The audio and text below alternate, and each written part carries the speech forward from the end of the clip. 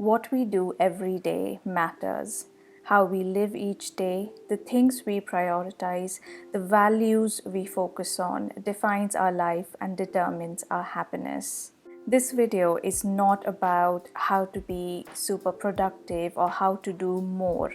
It's about how to do more meaningful things that make you happier, that give you a sense of satisfaction and a sense of fulfillment.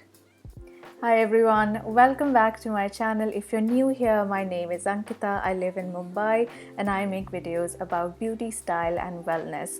Today's video is on a topic that is so personal for me and so important for me because I was not someone who was very good at organizing my time, not very good at planning, but over the years it's something that I have learned.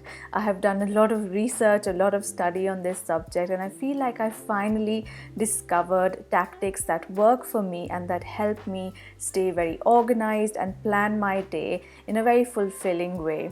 I was somebody who used to work a lot, but at the end of the day I would go to bed feeling just really dissatisfied and just feeling like I have not done enough, I have not achieved enough in the day. And this was after having worked like 14-15 hours in the day, and this was the reason I could not go to sleep, because I just had this nagging feeling like I've not achieved enough today.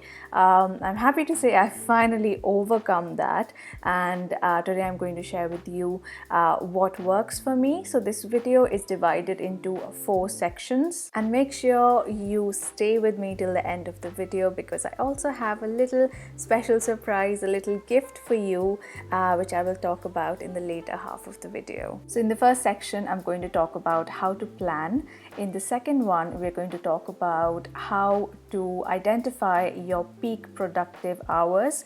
In the third section we're going to talk about eliminating distractions, and in the last section we're going to talk about how to disconnect. I know that a lot of you are working from home, and that means the day just feels like one long series of just lots to do. There is no demarcation between your personal life and your professional life, and you just feel very stressed. So I hope the tactics I talk about in this video, which have worked for me, help you, and if they do, please do share with me in the comments below. Do share this video with a friend or family member who may be struggling with this. So let's start with the first section, how to plan.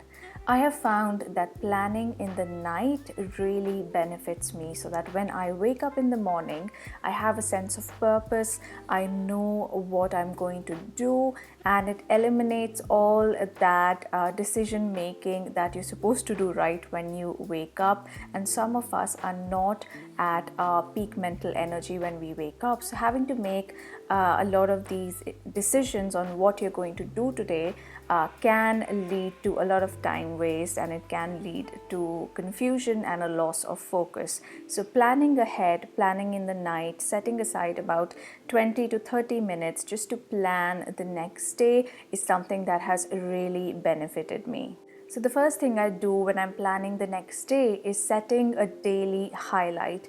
I got this from the book called Make Time. Now a daily highlight can be something which is either very urgent, that could be something that makes you really happy, or something that gives you a lot of satisfaction. So you can't have 2 daily highlights. You have to identify just the one thing that if you do that and don't do anything else in the day, you will still feel fulfilled, you will still feel a sense of accomplishment. So I set a daily highlight the previous day before going to bed. The second thing I do is, instead of making like a long list of all the tasks I need to do, I use something called the Eisenhower Matrix to identify tasks based on how urgent, how important they are.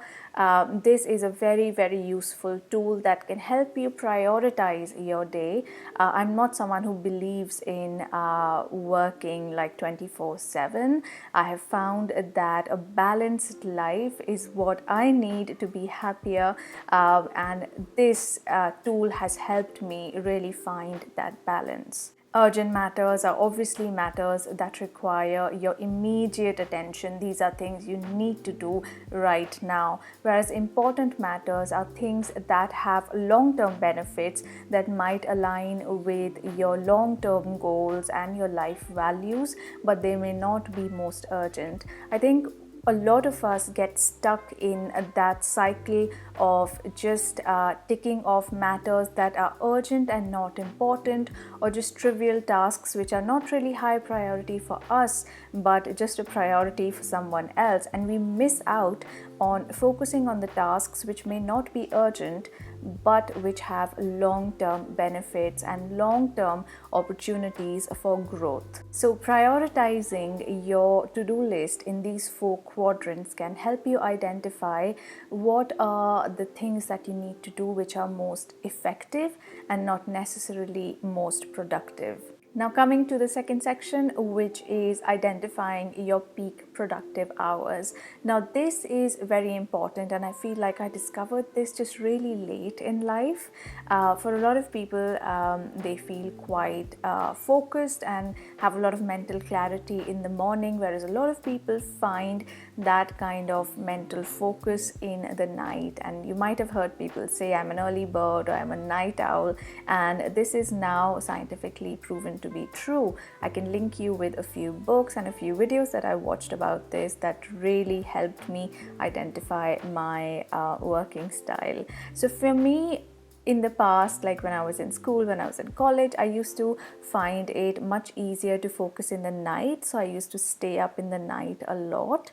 Now I'm actually totally a morning person. I find that once I've had like a good 6-7 hours of sleep, when I wake up, my mind is just very, very clear and focused. So in those first 3-4 hours of the day, from 7 a.m. to 11 to 12, I can actually tackle the hardest tasks. So you need to identify what are your peak productivity hours and try to schedule the tasks which are hardest or which are most important during that time frame. This not only helps you manage your time better, but it also helps you manage your energy better.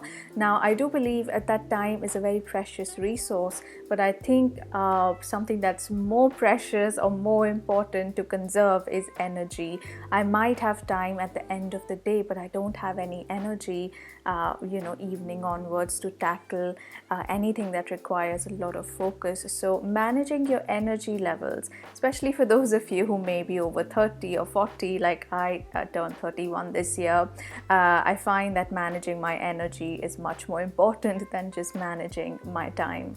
Another concept I want to talk about that has really helped me is time blocking, and I'm going to show you a diagram to better demonstrate what I mean.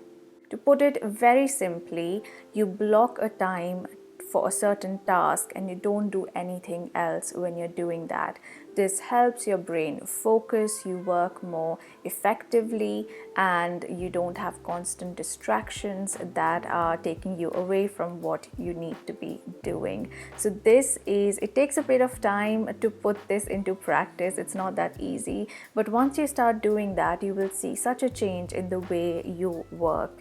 And this brings me to the third point, which is eliminating distractions. There's a really good book by Cal Newport called Deep Work. You can check it out if you want to study a little more about how to eliminate distractions and what that actually does for your brain.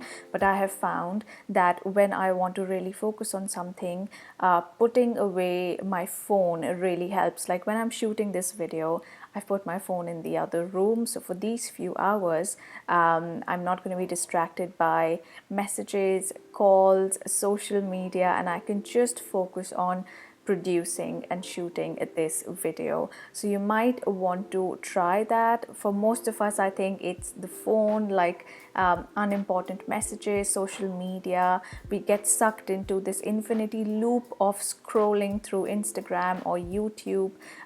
So eliminating distractions when you want to focus, just physically put the distractions away or distance yourself from them as much as possible. And what you can do instead is schedule a time to do all these things, because we do need downtime. We do need to have like some of these guilty pleasures like scrolling Instagram or watching YouTube videos. So schedule a time, give yourself say 30 minutes a day or an hour a day once you've finished your work to do these things. Or if you want to take a break around midday after lunch or something, schedule a time for the distractions rather than interrupting your workflow again and again with these distractions. And this brings us to the last point, that is how to disconnect. I think this is especially very important for our well-being in the current times, because we are working from home. So it feels like a lot of you told me on Instagram, it feels like you're living at work rather than working from home. So it's very important to learn how to disconnect. And again, the tactics that work for me may not work for everyone. So you have to experiment a little and find out what works for you, what helps you. But what greatly helps me is having an end of the work day routine.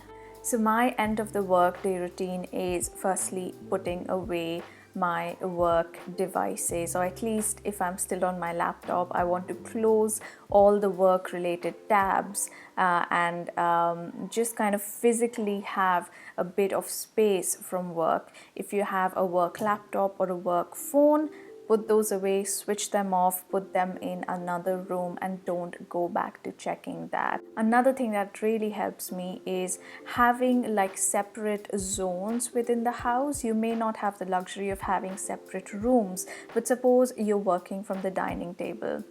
When you finish your work, move to another location. Say you move to the sofa or to your bedroom, and you don't bring work to these spaces where you rest or where you do things which are related to, recreation and hobbies should be your sacred zones, and you don't bring work into these zones. Now, this can be a little hard to implement for someone like me who's a bit of a workaholic, because I am guilty of taking my laptop to bed and editing in bed or researching ideas for a new video in bed, but I am trying to get better at it. Having an end of the work day ritual really helps. So maybe when you declare that now your work day has ended, you go out for a 30-minute walk. Maybe you take a warm shower, maybe you do your skincare routine, maybe you cook for yourself or your family, but having a physical ritual that signals to you and to the people around you that this is now the end of my work day really helps, especially as you build the habit over time. Your brain learns to disconnect and get into a more restful space the moment you start doing these physical acts, which is your end of the workday ritual.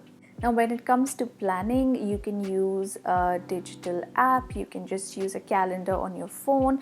You could use something like Google Drive if you're trying to coordinate with other people you work with, or you can just use a planner or a notebook. Now, I'm a pen and paper person. I love my stationery, and recently I've been using this beautiful planner. I'm not affiliated with them in any way, but I love this planner so much. It's so beautiful. It's so well organized, the sections inside, that I want to gift one of you this so you can plan your day better. I love the coloring, I love the botanical print, I love that it's a nice thick binder, so I can make lots of lists here. And this actually has just a really nice format of how you can list down your daily tasks. All you need to do to participate is make sure you are subscribed to my channel, and then leave me a comment below and tell me which of the tactics mentioned in this video are you going to try out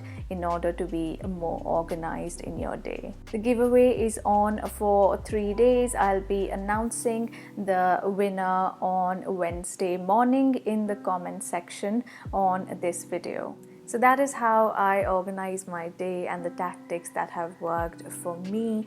I do believe that each day matters. What you do every day matters, and each day well lived amounts to a life well lived. And if you feel that some of these tactics may be beneficial to a friend or a family member, please do share this video.